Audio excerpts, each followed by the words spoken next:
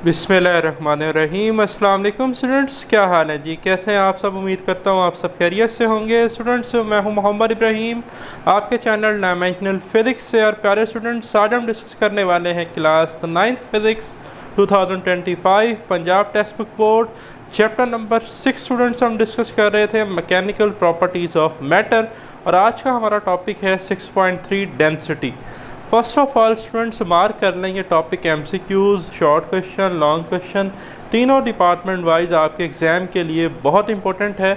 Density को समझने के लिए सबसे पहले हम ये पैराग्राफ रीड करेंगे, लेकिन आप इतना याद रखिएगा कि जो डेंसिटी है ये हमारे पास किसी भी सब्सटेंस की प्योरिटी को टेस्ट करने का एक मेथड है कि कोई सब्सटेंस कितना ज़्यादा प्योर है, वो हम डेंसिटी कंपैरिजन से चेक कर सकते हैं। फॉर एग्ज़ाम्पल, आपके पास एक सिल्वर स्पून है और एक स्टेनलेस स्टील स्पून है, तो सिल्वर स्पून की डेंसिटी ज़्यादा होगी। ठीक है, उसके पीछे क्या रीज़न है, क्या फैक्टर है, वो सारा हम इस वीडियो लेक्चर में जानेंगे। तो डेंसिटी का टॉपिक स्टार्ट करते हैं कि डेंसिटी को समझते हैं। डेंसिटी है क्या? If we take equal volume of different substance, अगर हम डिफरेंट सब्सटेंस के इक्वल वॉल्यूम लें and weigh them by balance, you will find that each of them have different mass. ठीक है, हमने तो जो है डिफरेंट सब्सटेंस के इक्वल वॉल्यूम लिए हैं, ठीक है, लेकिन हम ये देखेंगे कि हमें डिफरेंट मैसेज मिलेंगे। That is 1 centimetre cube of would में वेग ओनली 0.7 ग्राम। ठीक है, जो आपके पास 1 सेंटीमीटर क्यूब ऑफ वुड है वो 0.7 ग्राम मैस रखता है, but made up of iron, अगर वो आयरन का बना होता विल वेग 8.0 ग्राम, तो वो तकरीबन इससे 11 या 12 गुना ज़्यादा क्या होता, मैस ज़्यादा रखता।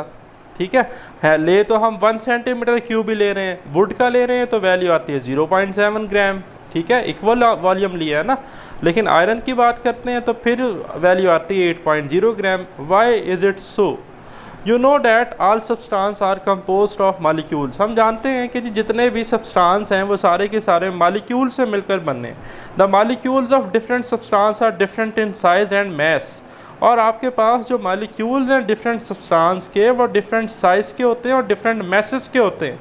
The intermolecular spacing is also difference, और इनके दरमियान जो इंटरमॉलिक्यूलर स्पेसिंग है, सेपरेशन है दो मॉलिक्यूल्स के दरमियान, वो भी क्या होती है, डिफरेंट होती है। इसी फैक्टर की वजह से equal volume of different substance के हमें डिफरेंट मैसेज मिलते हैं।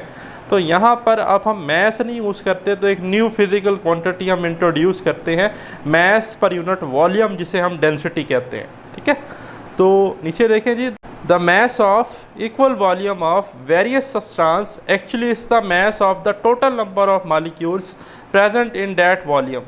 अब यहाँ पर वो लिखता है इस लाइन में कि जो आपके पास मैस है equal number of various substance, वो एक्चुअली आपके पास मैस है total number of molecule present in that volume. जितने वॉल्यूम में उसका टोटल नंबर ऑफ मॉलिक्यूल है ना, उन सब का मैस कर लें, वो उसके इक्वल वॉल्यूम का मैस है उस सब्सटेंस का, या जो भी सब्सटेंस आप यूज़ कर रहे हैं। ठीक है, naturally the substance whose molecules are densely packed, जिनका क्लोज पैक स्ट्रक्चर होता है, and also which are heavy will weigh more than others. ठीक है जी, और जो ज़रा हैवी होंगे और डेंसली पैक्ड होंगे तो उनका वेट या उनका मैस बाकियों से ज़्यादा होगा। ठीक है, तो इसलिए यहाँ पर हम एक न्यू फिजिकल क्वांटिटी इंट्रोड्यूस करवाते हैं जिसे हम कहते हैं density. So density of a substance is defined as its mass per unit volume. ठीक है, कि किसी ऑब्जेक्ट का मैस पर यूनिट वॉल्यूम, कितना मैस पर यूनिट वॉल्यूम जो है वो उसमें इंक्लोज उसने किया हुआ है, वो उसकी डेंसिटी है। ठीक है, डेंसिटी सिंपली रेशियो है जी मैस पर यूनिट वॉल्यूम की। तो ऐसा यूनिट सिस्टम इंटरनेशनल जो यूनिट है हमारे पास डेंसिटी का, मैस का केजी होता है, वॉल्यूम का हमारे पास मीटर क्यूब होता है, तो डेंसिटी का बन जाएगा kgm-3 या KG per metre cube. Other unit also is use, इसे हम कहते हैं CGS यूनिट, ग्राम पर सेंटीमीटर क्यूब, GCM-3 जिसे आप कह सकते हैं। Table 7.1 shows the density of some substance, ये भी हम देखते हैं पेपर में MCQs आ सकती है। फिलहाल आप ये नोट याद रखिएगा कि 1 gram per centimetre cube is equal to 1000 kilogram per metre cube. ठीक है जी, जब आप जो है वो GCM-3 से kgm-3 में जाएंगे तो आप जो है 1000 से वैल्यू को मल्टीप्लाई करेंगे जब आप न्यूमेरिकल प्रॉब्लम सॉल्व करेंगे, तो ये आपने नोट याद रखना है। फिर आपके पास फॉर योर इन्फॉर्मेशन है पैकिंग फॉर्म और पॉलीथीन है वेरी लो डेंसिटी। ठीक है, एमसीक्यूज आ सकता है कि पैकिंग फॉर्म और पॉलीथीन की डेंसिटी हाई होती है, लो तो लो डेंसिटी होती है जी। अब बात कर लेते हैं टेबल 7.1 की। कुछ वैल्यूज़ मैंने इसमें हाईलाइट की हैं, वैसे तो आपको सारी याद हो तो बहुत अच्छी बात है, लेकिन जो मैंने हाईलाइट की हैं ये आपको ज़रा अच्छे से आनी चाहिए। टेबल 7.1 में देखें तो हमारे पास लेफ़्ट साइड पर सब्सटेंस है, राइट साइड पर डेंसिटीज़ मेंशन है केजी पर मीटर क्यूब में। एयर की डेंसिटी अक्सर न्यूमेरिकल प्रॉब्लम में आती है, ज़ुबानी आपको याद होनी चाहिए 1.3 KG per metre cube. Petrol की आपके पास है 800 KG per metre cube. Water की आपके पास डेंसिटी अक्सर न्यूमेरिकल में यूज़ होती है 1000 KG per metre cube. Concrete की आपके पास है जी 2400 किलोग्राम पर मीटर क्यूब। इसी तरह एलुमिनियम की आपके पास है 2700 kilogram per metre cube. Steel की आपके पास है 7800 किलोमीटर पर क्यूब। लेड की आपके पास है जी 11400 किलोग्राम पर मीटर क्यूब। और फिर आपके पास गोल्ड की वैल्यू आ जाती है 19300 किलोग्राम पर मीटर क्यूब।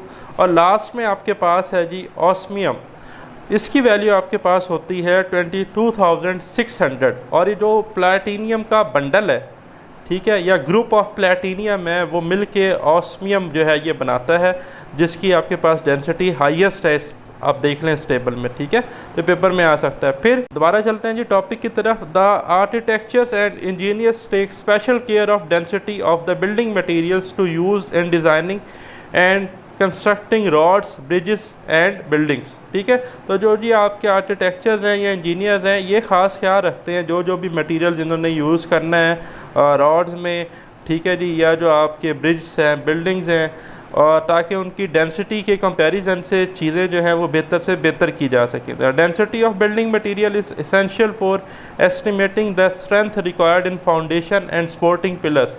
तो वो जो उसके सपोर्टिंग पिलर्स हैं, उन्होंने ज़ाहिर सी बात है उस बिल्डिंग का वज़न जो है, उसकी छतें हैं, वो सारी की सारी बर्दाश्त करनी है, तो पिलर्स की जो डेंसिटी है वो बेहतर होनी चाहिए।